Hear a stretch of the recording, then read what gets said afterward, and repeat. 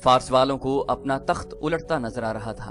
رومیوں کے اس پیغام کو انہوں نے غیبی مدد سمجھا۔ مدائن کے دربار سے ان تمام عیسائی قبیلوں کے سرداروں کو بلاوا بھیجا گیا۔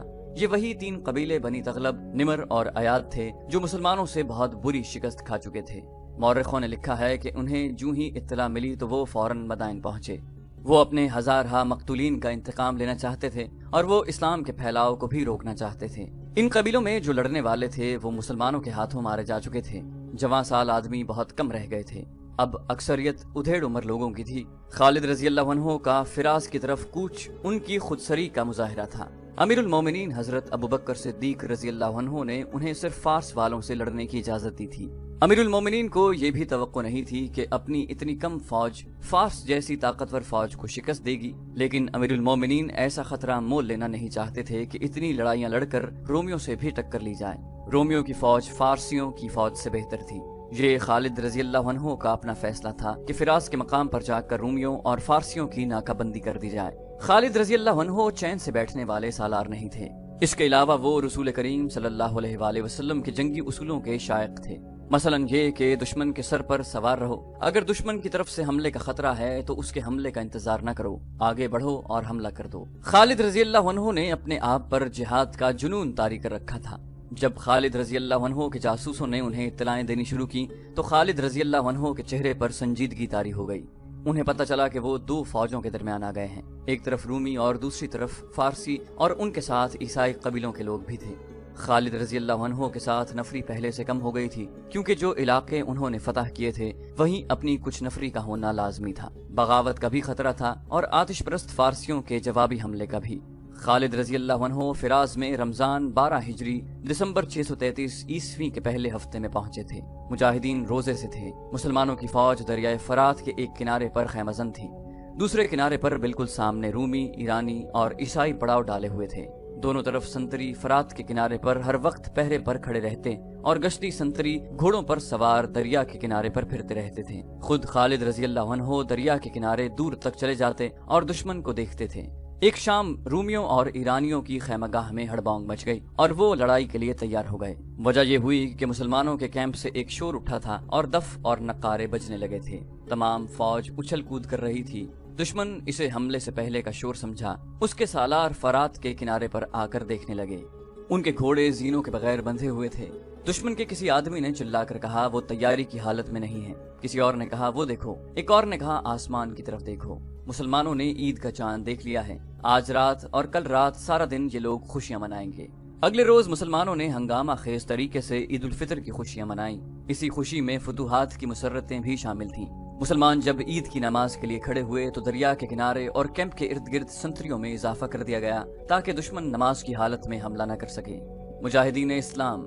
خالد رضی اللہ عنہ نے نماز کے بعد مجاہدین سے مختصر سا خطاب کیا۔ نماز کے بعد ایسے انداز سے اس تقریب سعید کی خوشیاں مناؤ کہ دشمن یہ تاثر لے کہ مسلمانوں کو کسی قسم کا اندیشہ نہیں اور انہیں اپنی فتح کا پورا یقین ہے۔ دریا کے کنارے جا کر اچھلو کودو۔ تم نے جس طرح دشمن پر اپنی تلوار کی دھاک بٹھائی ہے اس طرح اس پر اپنی خوشیوں کی دہشت بٹھا دو۔ لیکن میرے رفیقو، اس حقیقت کو نہ بھولنا کہ تم اللہ کی طرف سے آئی ہوئی ایک سے ایک کٹھن آزمائش میں پورے اترے ہو، مگر اب تمہارے سامنے سب سے زیادہ کٹھن اور خطرناک آزمائش آ گئی ہے۔ تمہارا سامنا اس وقت کی 2 طاقتور فوجوں سے ہے جنہیں عیسائیوں کی مدد بھی حاصل ہے۔ میں جانتا ہوں تم جسمانی طور سے لڑنے کے قابل نہیں رہے، لیکن اللہ نے تمہیں روح کی جو قوتیں بخشی ہیں انہیں کمزور نہ ہونے دینا، کیونکہ تم ان قوتوں کے بل پر دشمن پر غالب آتے چلے جا رہے ہو۔ میں بتا نہیں سکتا کہ کل کیا ہوگا، ہر خطرے کے لیے تیار رہو، اللہ تمہارے ساتھ ہے۔ خالد رضی اللہ عنہ کے خاموش ہوتے ہی مجاہدین کے نعروں نے ارض و سما کو ہلا ڈالا۔ پھر سب دوڑتے کودتے دریا کے کنارے جا پہنچے۔ انہوں نے دریا کے کنارے گھوڑے بھی دوڑائے اور ہر طرح عید کی خوشی منائی۔ خالد رضی اللہ عنہ کے سالاروں کو توقع تھی کہ خالد رضی اللہ عنہ یہاں بھی شبخون کی سوچ رہے ہوں گے۔ خالد رضی اللہ عنہ نے اتنے دن گزر جانے کے باوجود بھی سالاروں کو نہیں بتایا تھا کہ وہ کیا کرنا چاہتے ہیں۔ 1 مہینہ گزر چکا تھا، فوجیں آمنے سامنے بیٹھی تھیں۔ آخر خالد رضی اللہ عنہ نے اپنے سالاروں کو مشورے، تجاویز اور احکام کے لیے بلایا۔ خالد رضی اللہ عنہ نے کہا میرے رفیقو، شاید تم یہ سوچ رہے ہوگے کہ یہاں بھی شبخون مارا جائے گا، لیکن تم دیکھ رہے ہو کہ یہاں صورتحال شبخون والی نہیں۔ دشمن کی تعداد بہت زیادہ ہے۔ ہم ہمیشہ قلیل تعداد میں لڑے ہیں، لیکن جہاں ہمارے درمیان دریا حائل ہے، دشمن اس دریا سے فائدہ اٹھا سکتا ہے۔ तुमने देख लिया है कि दुश्मन इतनी ज्यादा तादाद के बावजूद हम पर हमला नहीं कर रहा। इससे साफ जाहिर होता है कि वो एहतियात से काम ले रहा है। हमारे लिए बेहतर ये है कि इसकी एहतियात को हम और तूल दें और हमले में पहल न करें। मैं चाहता हूँ कि हमले में पहल वो करे। अगर तुम कोई मशवरा देना चाहो तो मैं उस पर गौर और अमल करूंगा। तकरीबन तमाम सालारों ने मुत्तफिका तौर पर यही तजवीज पेश की कि हम पहल न करें और कोई ऐसी सूरत पैदा करें कि दुश्मन दरिया उबूर करके आए। कुछ देर सालारों ने बहस व मुबाहिसा किया और एक तजवीज पर मुत्तफिक हो गए और उसी रोज उस पर अमल शुरू कर दिया। उसके मुताबिक कोई एक दस्ता तैयार होकर दरिया के साथ किसी तरफ चल पड़ता। दुश्मन ये समझता कि मुसलमान कोई नक्लो हरकत कर रहे हैं, चुनाचे उसे भी उसके मुताबिक कोई नक्लो हरकत या पेशबंदी करनी पड़ती। ये सिलसिला 15-16 दिन चलता रहा। बाज मौरखों ने लिखा है कि रूमी मुसलमानों की इन हरकत से तंग आ गए। वो पहले ही मुसलमानों के खिलाफ किसी मैदान में नहीं लड़े थे। उनके सालारों के जहनों पर ये बात आसिब की तरह सवार हो गई थी कि जिस कलील फौज ने फारसियों जैसी ताकतवर फौज को हिलने के काबिल नहीं छोड़ा, वो फौज कोई खास दाव चलती है जिसे उनके सिवा कोई और नहीं समझ सकता। खालिद रजी अल्लाह अन्हु दुश्मन पर नफ्सियाती वार करने की महारत रखते थे। इस सूरत हाल में भी उन्होंने रूमियों को तजब्जुब में मुब्तला करके उनके जहनों पर ऐसा नफ्सियाती असर डाला कि वो न कुछ समझने के और न कोई फैसला करने के काबिल रहे। 21 जनवरी 634 ईस्वी 15 ज़ीक़ाद 12 हिजरी के रोज दुश्मन इस कदर तंग आ गया कि एक सालार ने दरिया के किनारे खड़े होकर बुलंद आवाज से मुसलमानों से कहा, क्या तुम दरिया पार करके इधर आओगे या हम दरिया पार करके उधर आ जाएं? लड़ना है तो सामने आ जाओ। खालिद बिन वलीद रजी अल्लाह अन्हु ने ऐलान करवाया, हम तादाद में बहुत थोड़े हैं, हमसे डरते क्यों हो? तुम्हारी तादाद इतनी ज्यादा है कि तुम्हें हमसे पूछे बगैर इधर आ जाना चाहिए। दुश्मन की तरफ से ललकार सुनाई दी, फिर संभल जाओ, हम आ रहे हैं। दुश्मन ने दरिया उबूर करना शुरू कर दिया। खालिद रजी अल्लाह अन्हु ने अपने मुजाहिदीन को दरिया के किनारे से हटाकर कुछ दूर लड़ाई की तरतीब में कर लिया। हस्बे मामूल उनकी फौज 3 हिस्सों में बटी हुई थी और खालिद रजी अल्लाह अन्हु खुद दरमियानी हिस्से के साथ थे। जंगी मुबस्सिरों ने लिखा है कि खालिद रजी अल्लाह अन्हु ने दुश्मन के लिए इतनी ज्यादा जगह खाली कर दी कि दुश्मन और उसके पीछे दरिया, उन दोनों के दरमियान इतनी जगह खाली रहे कि उसके अकब में जाना पड़े तो जगह मिल जाए, वरना दरिया उनके अकब की हिफाजत करता। जब दुश्मन मैदान में आ गया तो रूमी जर्नैलों ने फारसियों और ईसाइयों के लश्कर को उनके कबीलों के मुताबिक तकसीम कर दिया। उन्होंने ईरानी सालारों से कहा कि इस तकसीम से ये पता चल जाएगा कि कौन किस तरह लड़ा है, भागने वालों के कबीले का भी इल्म हो जाएगा।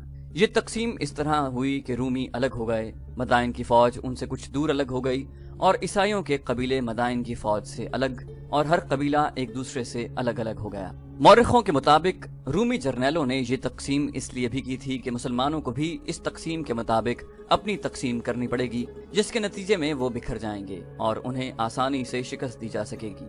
खालिद रजी अल्लाह अन्हु ने दुश्मन को इस तरह तकसीम होते देखकर अपने सालारों को बुलाया और उनसे कहा, मेरे रफीको, खुदा की कसम दुश्मन खुद अहमक है या हमें अहमक समझता है?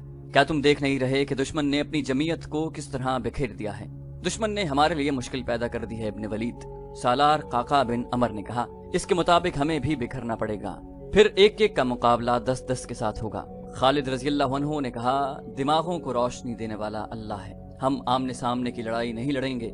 सवार दस्तों के सालार सुन लें, फौरन सवार 2 हिस्सों में तकसीम होकर दुश्मन के दाएं और बाएं चले जाएं, प्यादे भी उनके साथ रहें और दाएं और बाएं पहुंचकर अकब में जाने की कोशिश करें। मैं अपने दस्तों के साथ दुश्मन के सामने रहूंगा। दुश्मन पर हर तरफ से शदीद हमला कर दो। दुश्मन अभी लड़ाई के लिए तैयार नहीं हुआ, चारों तरफ से दुश्मन पर ऐसा हमला कर दो कि उसकी तकसीम दरहम बरहम हो जाए। अल्लाह का नाम लो और निकल जाओ।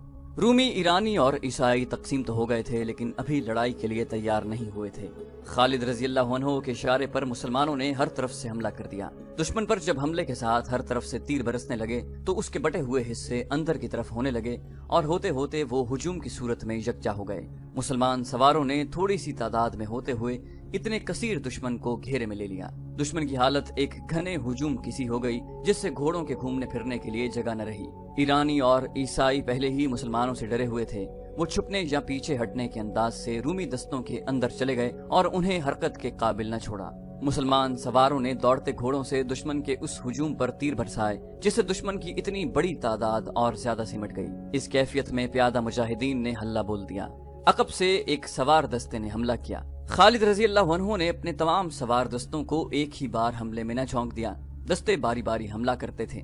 खालिद रजी अल्लाह अन्हु ने ऐसी चाल चली थी कि लड़ाई की सूरत लड़ाई की न रही, बल्कि ये रूमियों, आतिश परस्तों और ईसाइयों का कत्लेआम था। رومیوں نے دفاعی لڑائی لڑنے کی کوشش کی، لیکن میدان اس کے زخمیوں اور اس کی لاشوں سے بھر گیا۔ سپاہیوں کا حوصلہ ٹوٹ گیا اور وہ میدان سے بھاگنے لگے۔ خالد رضی اللہ عنہ نے حکم دیا، پیچھے جاؤ، ان کے پیچھے جاؤ، کوئی زندہ بچ کر نہ جائے۔ مجاہدین نے تعاقب کر کے بھاگنے والوں کو تیروں اور برچھیوں سے ختم کیا اور مارکا ختم ہو گیا۔ تقریباً تمام مورخوں نے لکھا ہے کہ اس مارکے میں 1,00,000 رومی، ایرانی اور عیسائی مارے گئے تھے۔ ایک بہت بڑی اتحادی فوج ختم ہو گئی تھی۔ مسلمانوں کی تعداد 15,000 سے زیادہ نہیں تھی۔ خالد رضی اللہ عنہ 10 روز وہیں رہے۔ انہوں نے بڑی تیزی سے وہاں کا انتظامی ڈھانچہ مکمل کیا۔ ایک دستہ وہاں چھوڑا اور 31 جنوری 634 عیسوی 25 ذیقعد 12 ہجری کے روز لشکر کو ہیرا کی طرف کوچ کا حکم دے دیا۔ کیا تم دیکھ نہیں رہے ابن ولید چپ سا ہو گیا ہے؟ ایک سالار اپنے ساتھی سے کہہ رہا تھا۔ خدا کی قسم میں نہیں مانوں گا کہ ابن ولید تھک گیا ہے یا مسلسل مارکوں سے اکتا گیا ہے، اور میں یہ بھی نہیں مانوں گا کہ ابن ولید ڈر گیا ہے کہ وہ اپنے مستقر سے اتنی دور دشمن کے ملک میں آ گیا ہے۔ دوسرے سالار نے کہا، لیکن میں اسے کسی سوچ میں ڈوبا ہوا ضرور دیکھ رہا ہوں۔ ہاں، وہ کچھ اور سوچ رہا ہے۔ پوچھ نہ لیں، ہم نہیں پوچھیں گے تو اور کون پوچھے گا؟ خالد رضی اللہ عنہ سوچ میں ڈوب ہی جایا کرتے تھے۔ یہ ایک مارکے کی فراغت کے بعد اگلے مارکے کی سوچ ہوتی تھی۔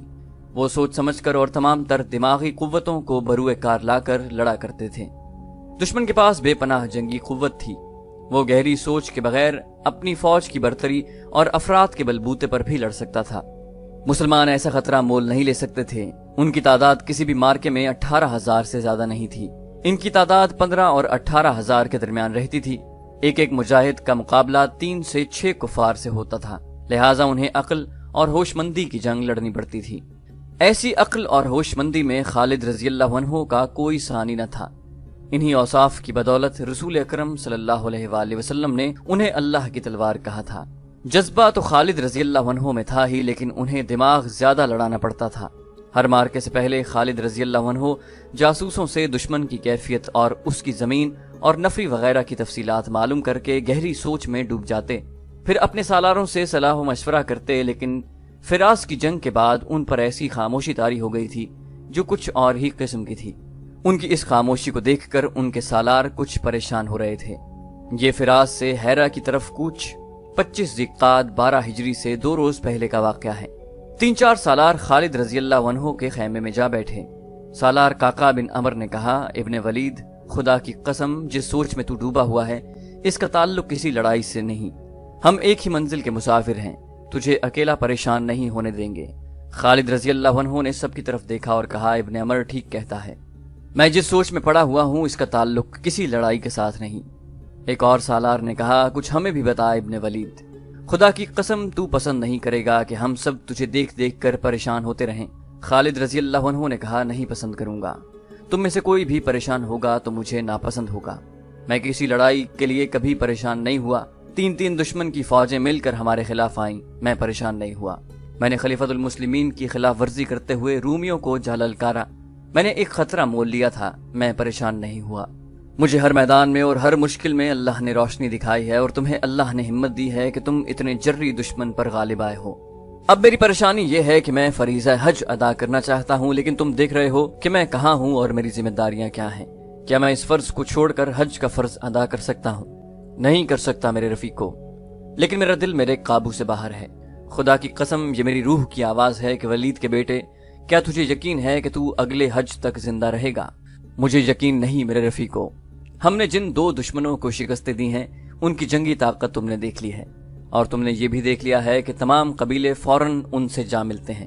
میں محسوس کر رہا ہوں کہ میری زندگی چند روزہ رہ گئی ہے، اور میرے دوستوں، میں کچھ بھی نہیں، تم کچھ بھی نہیں، صرف اللہ ہے جو ہمارے سینوں میں ہے، وہی سب کچھ ہے۔ پھر میں کیوں نہ اس کے حضور، اس کے عظیم گھر میں جا کر سجدہ کروں؟ کیا تم مجھے اجازت دو گے کہ میں اپنی طرف سے، تم سب کی طرف سے اور ہر ایک مجاہد کی طرف سے خانہ کعبہ جا کر اللہ کے حضور شکر ادا کروں؟ بے شک، ایک سالار نے کہا، کون رد کر سکتا ہے اس جذبے کو اور اس خواہش کو جو تو نے بیان کی ہے؟ لیکن تو حج پر جائے گا کیسے ابن ولید؟ مسنہ بن حارثہ نے پوچھا۔ پیچھے کچھ ہو گیا تو میں کسی لڑائی میں مارا جاؤں گا تو خدا کی قسم تم یہ نہیں سوچو گے کہ اب کیا ہوگا۔ خالد رضی اللہ عنہ نے کہا، کیا میرے نہ ہونے سے تمہارے حوصلے ٹوٹ جائیں گے؟ نہیں، کبھی نہیں۔ قعقاع بن عمر نے کہا، رب کعبہ کی قسم ایسا نہیں ہوگا۔ ہم میں سے کوئی ایک بھی زندہ ہوگا تو وہ اسلام کے پرچم کو گرنے نہیں دے گا۔ یوں کر ابن ولید آج ہی قاصد کو روانہ کر دے کہ وہ امیر المومنین سے اجازت لے آئے کہ تو حج پر جا سکتا ہے۔ خالد رضی اللہ عنہ نے مسکرا کر کہا، جس سوچ نے مجھے پریشان کر رکھا ہے یہی وہ سوچ ہے۔ میں جانتا ہوں امیر المومنین اجازت نہیں دیں گے، انہیں یہاں کے حالات کا علم ہے۔ اگر وہ اجازت دے بھی دیں تو یہ خطرہ پیدا ہو جائے گا کہ دشمن کو پتہ چل جائے گا کہ ابن ولید چلا گیا ہے۔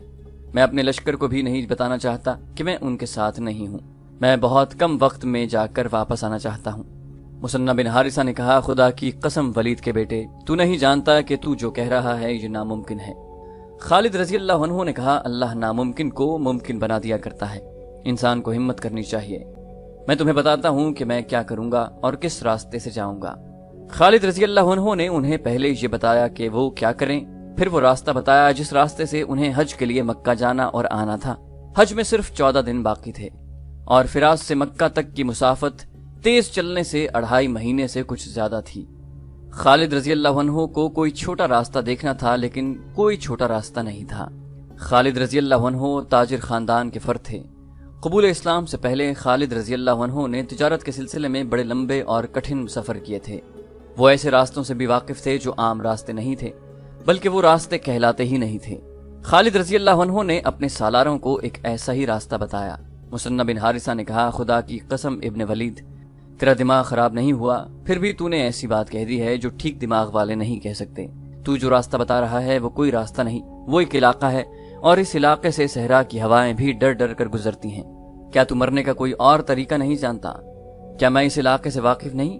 جس اللہ نے ہمیں اتنے زبردست دشمنوں پر غالب کیا ہے وہ مجھے اس علاقے سے بھی گزار دے گا۔ خالد رضی اللہ عنہ نے کہا، میں یقین سے کہتا ہوں کہ تم مجھے جاننے سے نہیں روکو گے اور میرے اس راز کو اس خیمے سے باہر نہیں جانے دو گے۔ میں راز امیر المومنین سے بھی چھپا کر رکھوں گا۔ اگر امیر المومنین بھی حج پر آ گئے تو کیا کرو گے؟ ایک سالار نے پوچھا۔ میں ان سے اپنا چہرہ چھپا لوں گا۔ خالد رضی اللہ عنہ نے کہا، تم سب میرے لیے دعا تو ضرور کرو گے۔ میں وعدہ کرتا ہوں کہ میں اس طرح تم سے آ ملوں گا کہ تم کہو گے کہ یہ شخص راستے سے واپس آ گیا ہے۔ زیادہ تر مورخین خصوصاً طبری نے یہ واقعہ بیان کیا ہے کہ خالد رضی اللہ عنہ نے 12 ہجری کا حج کس طرح کیا، ان حالات میں کہ ان کی ٹکر فارس کی شہنشاہی سے تھی اور انہوں نے روم کی شہنشاہی کے اندر جا کر حملہ کیا تھا۔ یہ خطرہ ہر لمحہ موجود تھا کہ یہ دونوں بادشاہیاں مل کر حملہ کر دیں گی۔ اس خطرے کے پیش نظر خالد رضی اللہ عنہ وہاں سے غیر حاضر نہیں ہو سکتے تھے، لیکن حج کا عزم اتنا پکا اور خواہش اتنی شدید تھی کہ وہ اسے دبا نہ سکے۔ پہلے بیان کیا جا چکا ہے کہ لشکر فراس سے ہیرا کو کوچ کر رہا تھا۔ خالد رضی اللہ عنہ نے لشکر کو 3 حصوں میں تقسیم کیا۔ ایک حصہ ہراول تھا، دوسرا اس کے پیچھے اور تیسرا حصہ عقب میں تھا۔ خالد رضی اللہ عنہ نے خاص طور پر اعلان کرایا کہ وہ عقب کے ساتھ ہوں گے۔ لشکر کو ہیرا تک پہنچنے کی کوئی جلدی نہیں تھی۔ تیز کوچ اس صورت میں کیا جاتا تھا جب کہیں حملہ کرنا ہوتا یا جب اطلاع ملتی تھی کہ فلاں جگہ دشمن حملے کی تیاری کر رہا ہے۔ اب ایسی صورت نہیں تھی۔ لشکر کے کوچ کی رفتار تیز نہ کرنے کی ایک وجہ تو یہ تھی کہ یہ کوچ میدان جنگ کی طرف نہیں بلکہ اپنے مفتوحہ شہر کی طرف ہو رہا تھا۔ دوسری وجہ یہ تھی کہ مجاہدین متواتر لڑائیاں لڑتے اور پیش قدمی کرتے چلے آ رہے تھے، ان کے جسم شل ہو چکے تھے۔ خالد رضی اللہ عنہ نے کوچ معمولی رفتار سے کرنے کا حکم اور ایک اور وجہ سے بھی دیا۔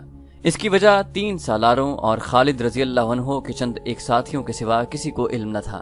وہ وجہ یہ تھی کہ خالد رضی اللہ عنہ کو کوچ کے دوران لشکر کے عقبی حصے سے کھسک جانا تھا اور ایک گمنام راستے سے مکہ کو روانہ ہونا تھا۔ لشکر 31 جنوری 634 عیسوی کے روز چل پڑا۔ تاریخ میں اس مقام کا پتہ نہیں ملتا جہاں لشکر نے پہلا پڑاؤ کیا۔ رات کو جب لشکر گہری نیند سو گیا تو خالد رضی اللہ عنہ اپنے چند ایک ساتھیوں کے ساتھ خیمہ گاہ سے نکلے اور غائب ہو گئے۔ کسی بھی مورخ نے ان کے ساتھیوں کے نام نہیں لکھے جو ان کے ساتھ حج کرنے گئے تھے۔ خالد رضی اللہ عنہ اور ان کے ساتھی اونٹوں پر سوار تھے۔ جس علاقے میں سے انہیں گزرنا تھا وہاں سے صرف اونٹ ہی گزر سکتا تھا، گھوڑا بھی جواب دے جاتا تھا۔ صحراؤں میں بعض علاقے بے حد دشوار ہوتے ہیں، مسافر ادھر سے گزرنے کی جرت نہیں کرتے تھے۔ صحرائی قزاق اور بڑے پیمانے پر رہزنی کرنے والے انہی علاقوں میں رہتے تھے اور لوٹ مار کا مال وہیں رکھتے تھے۔ ان میں کچھ علاقے ایسے خوفناک تھے کہ قزاق اور رہزن بھی ان میں داخل ہونے کی جرت نہیں کرتے تھے۔ اس دور میں صحرا کے جس علاقے کو دشوار گزار اور خطرناک کہنا ہوتا تھا تو کہا جاتا تھا کہ وہاں تو ڈاکو اور رہزن بھی نہیں جاتے۔ خالد رضی اللہ عنہ نے مکہ تک جلدی پہنچنے کا جو راستہ اختیار کیا تھا وہ ایسا ہی تھا जहां डाकू और रहजन भी नहीं जाते थे। इतने खतरनाक और वसी इलाके से जिंदा गुजर जाना एक कारनामा था, लेकिन खालिद रजी अल्लाह अन्हु दिनों की मुसाफत मिनटों में तय करने की कोशिश में थे। उन्हें सिर्फ ये सहूलत हासिल थी कि मौसम सर्दियों का था, लेकिन सैकड़ों मीलों तक पानी का नामो निशान न था। इस इलाके में एक और खतरा रेत और मिट्टी के उन टीलों का था जिनकी शक्लें अजीबोगरीब थीं। ये कई कई मील वसी नशेब में खड़े थे, बाज चट्टानों की तरह चौड़े थे, बाज गोल और बाज सुतूनों की तरह ऊपर को उठे हुए थे। ऐसे नशेब भूल भुलैयों की तरह थे, इनमें भटक जाने का खतरा ज्यादा था। घूम फिर कर इंसान वहीं का वहीं रहता था और समझता था कि वो बहुत फासला तय कर आया है।